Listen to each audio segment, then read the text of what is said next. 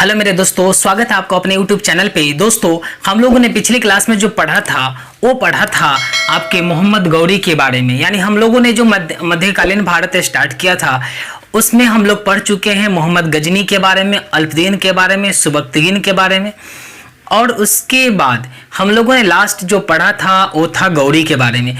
जैसे आज का जो टॉपिक है, आज का टॉपिक है आपका सल्तनत काल। जैसे बात किया जाए, इसके पहले के क्लास में हम लोगों ने जो पढ़ा था मोहम्मद गौरी के बारे में, किस तरह से मोहम्मद गौरी ने 1191 ईस्वी में आपका तराइन का प्रथम युद्ध किया, 1192 ईस्वी में आपका तराइन का द्वितीय युद्ध करता है, और 1194 ईस्वी में इसने चंदावर का युद्ध किया। जैसा कि बात करें 1191 ईस्वी में इसमें आपको गौरी की हार हो गई थी, गौरी हार गया था और जो है पृथ्वीराज चौहान की जीत हो गई थी। आगे बात करते हैं 1192 ईस्वी में। इस 1192 ईस्वी में क्या है ना, यहाँ गौरी का जीत हुआ था और पृथ्वीराज चौहान की हार हो गई थी। और 1194 की बात करें, इसमें मोहम्मद गौरी की विजय हुई थी और जयचंद्र यहाँ बुरी तरह पराजित हो गया। तो यह महत्वपूर्ण आक्रमण था गौरी के, जो हम लोगों ने पिछले क्लास में पढ़ चुके थे। अगर आप उस वीडियो को नहीं देखे हैं तो मोहम्मद गौरी करके एक वीडियो है, उसको जाकर देख लेना, तब आपको यह समझ में आ जाएगा बिल्कुल आसानी से।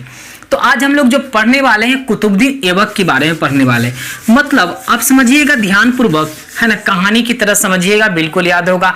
एग्जाम में पेपर में कैसा भी क्वेश्चन क्यों ना दे, आपको अगर बेसिक यानी कि कहा जाए पॉइंट अगर याद है, मतलब एक कहानी के तौर पर याद है, तो आप कैसा भी क्वेश्चन दे आप बिल्कुल बना के आएंगे, छोड़ के नहीं आ सकते।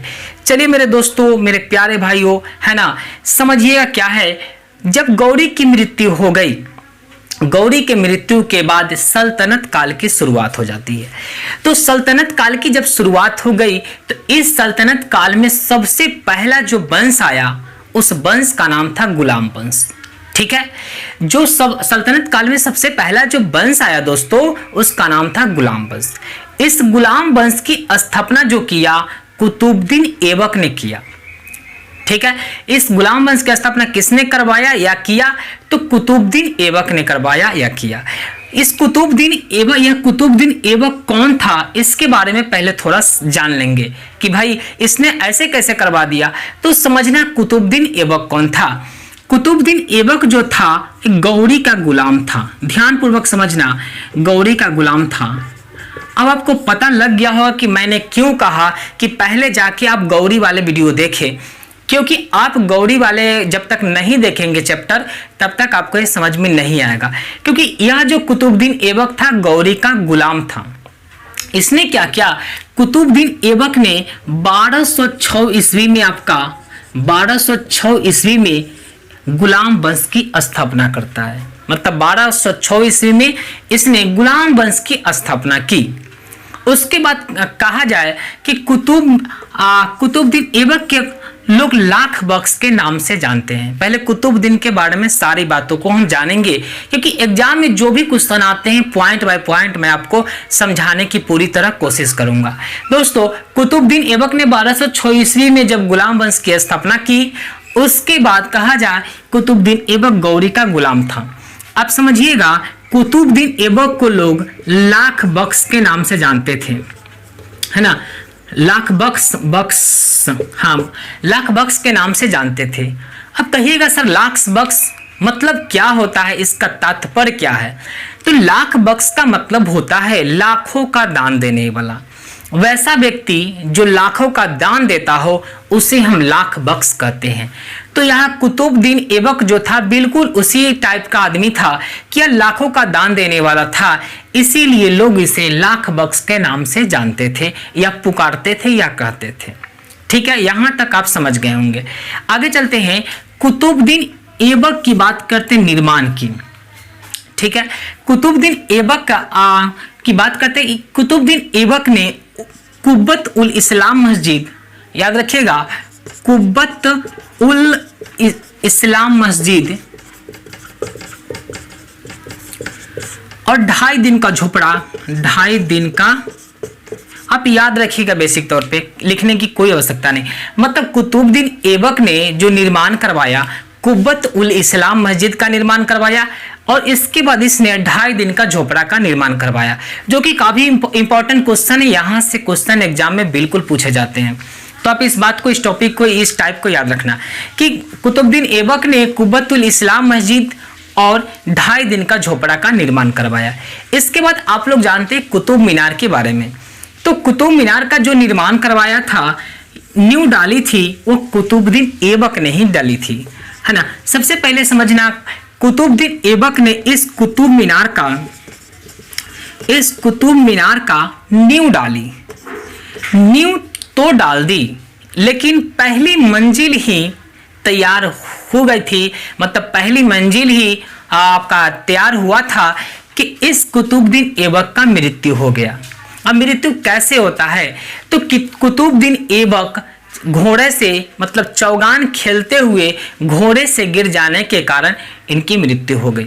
फिर से समझना, कुतुबुद्दीन ऐबक की जो मृत्यु हुई थी, चौगान खेलते हुए घोड़े से गिर जाने के कारण इसकी मृत्यु हो गई। और इसी ने कुतुब मीनार की नींव डाली और पहली मंजिल ही तैयार हुआ था, और उसके बाद क्या है, कुतुबुद्दीन ऐबक की मृत्यु हो जाती है। तो इसके बाद समझना कि इसके बाद जो आता है आराम शाह, जो आराम शाह शासन में आता है, आराम शाह। इसके बाद आपका इल्तुतमिश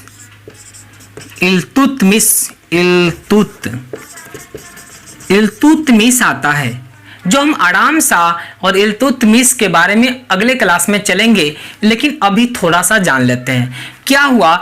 कुतुब मीनार की जब नींव डाली गई थी, तो कुतुबुद्दीन ऐबक की जब मृत्यु हो गई, तो उसको बनवाने का जो काम किया वह इल्तुतमिश ने किया।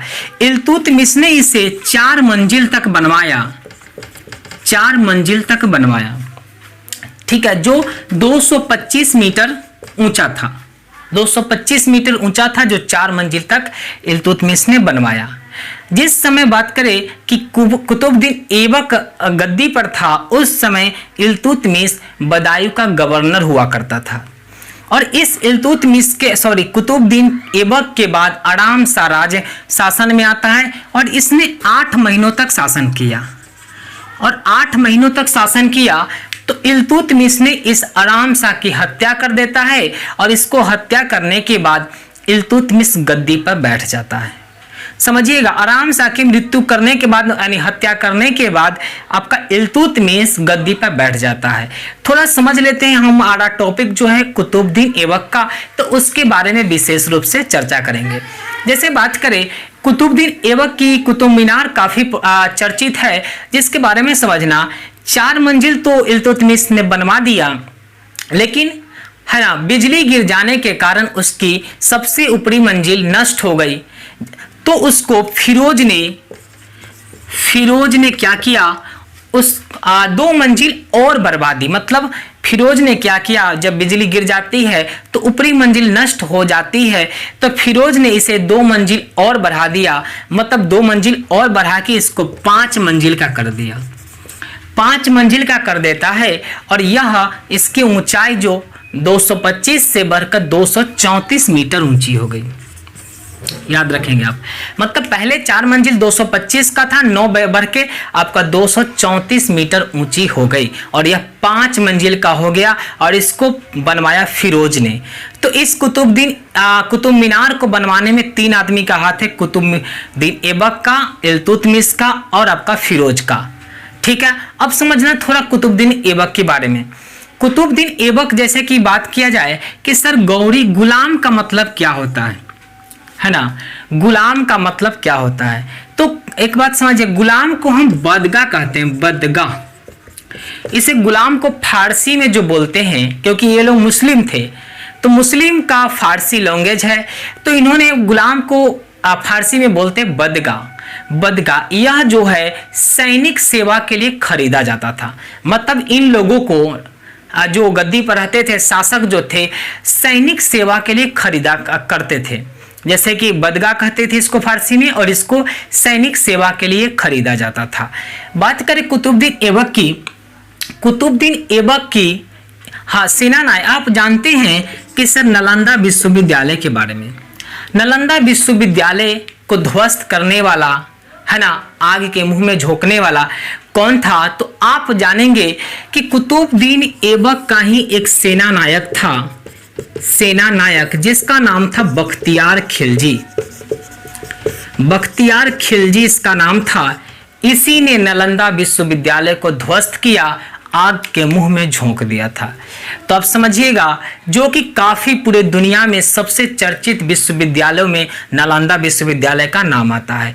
उस विश्वविद्यालय को ध्वस्त करने वाला यही बख्तियार खिलजी था, और यह बख्तियार खिलजी कुतुबुद्दीन ऐबक का सेना नायक था।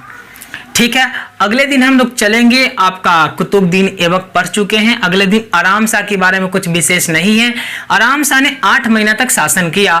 उसके बाद इल्तुतमिश ने आराम शाह की हत्या कर देता है और वह खुद गद्दी पर बैठ जाता है। अगले क्लास में हम लोग चलेंगे इल्तुतमिश के बारे में। तब तक बने रहिए हमारे चैनल के साथ। अगर आप मेरे चैनल पर पहली बार आए हैं तो प्लीज सब्सक्राइब करके जरूर जाना और बेल आइकन को दबा देना। ठीक है, थैंक यू।